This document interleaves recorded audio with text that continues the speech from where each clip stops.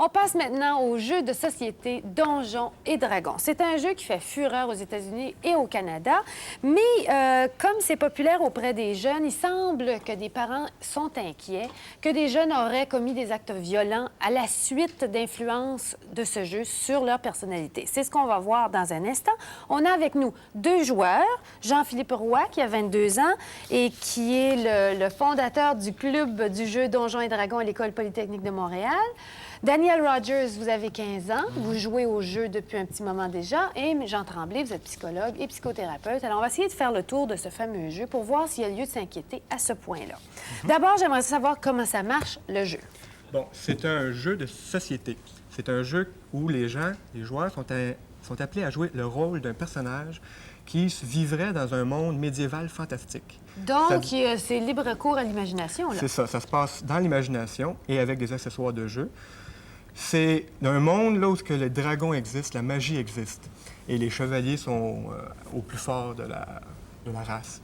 Et bon, alors comment on joue, là, c'est... On se réunit 6 joueurs à peu près, là, Oui. un petit groupe d'amis, où il y a un des joueurs qui est l'arbitre.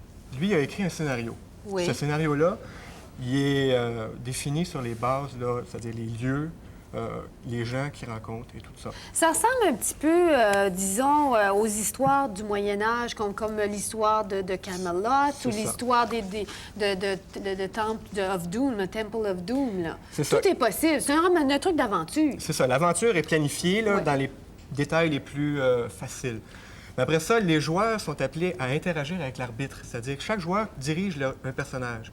Ce personnage-là, c'est déterminé par des caractéristiques. On en a ici sur la table qui servent d'exemple, en fait, pour visualiser quelque chose d'assez abstrait. Si on est... Vous seriez quoi parmi Moi, je suis là ici, là. Celui-là. Vous êtes quoi, vous? Vous êtes ici, C'est un chevalier. C'est un chevalier, bien sûr. Bien Non, sûr. certainement pas le dragon. Non. Puis l'homme lézard qu'on voit ici, quelqu'un peut l'incarner aussi. L'arbitre joue le rôle de toutes les autres personnes, sauf les joueurs. Les joueurs ont un personnage. Les personnages, ils vont le diriger chacun. Ah bon? Mais l'arbitre, toutes les personnes qui sont rencontrées par les personnages sont jouées par l'arbitre. Bon, Même tous le les dragon. monstres, là, qui est-ce qui joue ça? C'est l'arbitre. Qui est-ce qui détermine les obstacles? L'arbitre a décrit ça tout dans son scénario. Bon, alors donnez-moi un exemple. Le jeu commence, vous avez organisé le C'est scénario, ça. vous avez 6 joueurs et vous dites, l'histoire, c'est ceci. Bon, c'est ça. Je m'installe. Je dis, bon, la princesse X a été enlevée. Je suis la princesse, lui... Non, la princesse, c'est personne ne joue le rôle de la princesse. C'est l'arbitre qui dit où l'arbitre sait où est la princesse est, c'est qui l'a enlevée, c'est où elle est retenue. Les joueurs ne le savent pas. Puis il lance ses chevaliers à la recherche de la princesse. C'est ça. Les joueurs vont bon. dire, bon, ben moi, je m'en vais à la taverne du coin, je pose des questions au tavernier, peut-être qu'il y a des renseignements. Fait ils mènent une enquête à ce moment-là, jusqu'à temps qu'ils trouvent l'endroit où la princesse est retenue prisonnière. Bon, rendu là, ils vont rentrer envahir le château de l'ennemi. Là, je vous arrête. Disons qu'on envahit. OK. Daniel, tu as 15 ans, tu joues avec tes amis à ce jeu-là. Si tu décides d'envahir un château, il y a de la violence impliquée là-dedans. Tu peux pas envahir au Moyen Âge sans épée, sans boulet, sans tuerie, sans sang. Comment vous jouez à ça, vous autres? Nous autres, on joue, mais ça dépend de la situation du jeu. On va dire qu'il fallait sauver la princesse. On peut y aller soit en rentrant avec nos armes puis tuer tout le monde. Mais ça, c'est une façon plutôt barbare de réaliser le projet à faire. Mais il y a d'autres façons aussi. On peut s'infiltrer dans le château, sauver la princesse, aller discrètement, sans obligé d'utiliser la violence. Maintenant, toi, on t'a distribué un personnage, en principe. Ouais. On te dit, tu es le chevalier Daniel et toi, tu es de telle sorte de personne. C'est ça? Oui. Si ça correspond pas à ta nature, à toi, est-ce que tu as le droit de changer de personnage? Oui, j'ai le droit. C'est parce que tant que je suis pas confortable avec le bon personnage, là, je me sentirais pas bien dans le jeu. Mais Jean Tremblay, votre fils joue au Dragon et Donjon. Qu'est-ce que vous pensez de ça, de l'incarnation d'un personnage violent, peut-être? Est-ce que vous trouvez que c'est dangereux? C'est pas dangereux du tout. C'est, si vous voulez, par rapport à ce que nous, on avait quand on était jeunes, d'aller lire des romans d'aventure ou des histoires d'aventure avec du fantastique, de la magie. Ces choses-là, on le faisait. On n'avait pas la possibilité de le concrétiser dans des jeux comme on le fait aujourd'hui. C'est un pas de plus. Mais on était aussi violents. On a tous en soi une capacité d'agressivité, de douceur des opposés. Là-dessus, il n'y a pas de danger comme tel. Ce sont des éléments où tout ce qu'on fait par rapport au passé, c'est que vous avez le jeu devant vous. D'ailleurs, c'est pas le seul. Il y en a plusieurs qui ont évolué suite à l'apparition de celui-là. mais ça réfère à un monde qui est imaginaire, un monde du fantastique, qui n'est pas celui de la réalité. Est-ce que c'est pas justement frustrant de pouvoir aller sauver une princesse ou aller prendre une ville parce qu'on peut changer le scénario sur un jeu et que dans la vie, les obstacles sont pas les mêmes. On retourne à la vie. Si on joue pendant vous avez le même personnage depuis 2 ans. Oui, oui. Dans la vie, c'est pas toujours comme ça. C'est pas facile comme ça. L'imaginaire, on n'a pas de dragon à faire apparaître. Mais c'est pas frustrant comme tel, au contraire. Si la vie est peut-être moins heureuse ou moins stimulante, moins dynamique que le jeu, il y a toujours la possibilité d'aller dans le jeu, d'aller dans l'imaginaire, de faire des choses qu'on ne peut plus faire. On ne peut pas être chevalier aujourd'hui, on ne peut pas sauver des princesses, on ne peut pas exprimer de l'agressivité, mais dans le fantastique, on le peut.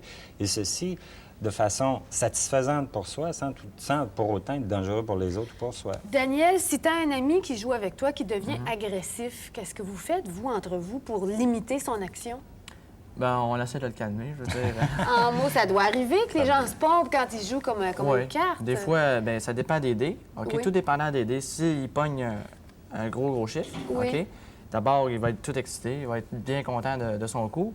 Là, il dit, all right, j'ai tué le monstre, je suis bien content. Après ça, c'est tout, on fouille les trésors, c'est pas plus grave que ça. Donc, il y a des limites. Il y a des livres d'instruction qui organisent des limites. Vous avez parlé des dés qu'on voit ici sur la table. Ça en est une forme de limite. Tu n'as pas le droit de faire n'importe quoi. C'est ça, il y a des règlements de base, mais les règlements sont assez vastes et c'est sujet à l'interprétation. Donc, la plupart des règlements, là, c'est juste pour régulariser le combat et le mouvement des personnages. Une fois que le jeu est en cours, il va arriver des situations où ce n'est pas dans les règlements, ça. Il n'y a pas de règles. Donc, à ce moment-là, les joueurs vont s'installer et vont dire, bon, on pourrait régler ça comme ça. Il y a une communication entre les joueurs et l'arbitre à ce moment-là. Monsieur Tremblay, la fascination de ce jeu-là, qu'est-ce que c'est d'après vous? C'est la possibilité d'agir sur un plan plus concret, les fantasmes que tout être humain a, la possibilité de le faire à l'intérieur de quelque chose de structuré et d'organisé. Vous dites, quand les gens s'emballent, Oui. rappelez-vous comment sont un joueur d'échecs. Moi, j'ai joué aux échecs. Il y avait des joueurs d'échecs quand il y avait ces périodes d'intensité, puis ils prenaient une pièce, bang! Ils avaient, c'était... C'est mieux de le faire avec un jeu que de le faire dans la C'était vie. quand même socialisé, c'est En quand même terminant, articulé. d'où ça vient cette inquiétude qu'ont les parents et ce désir d'abolir le jeu parce qu'il y aurait eu des suicides ou il y aurait eu des brutalités commises? Moi, je ne le pense pas fondé.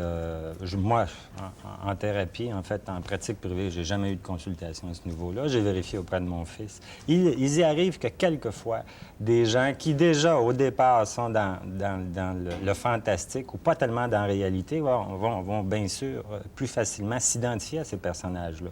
Mais ça, c'est pas à cause du jeu, c'est déjà à cause de la au personne. départ. À Donc, cause de ces finalement, vous choses-là. trois, vous trouvez que c'est un jeu merveilleux Bon. qui demande la surveillance ou pas, avec des plus jeunes? Pas vraiment. Pas à Non, mon pas avis. Pas non. vraiment? Non, pas nécessairement. Donc, C'est pas plus Dragons et difficile. Donjons, un nouveau jeu de société à stratégie. Oui. C'est ça? Ouais. Merci. Avec le fantastique. en Le plus. fantastique, Chose voilà. qui est si peu Tout est accessible permis. de nos jours.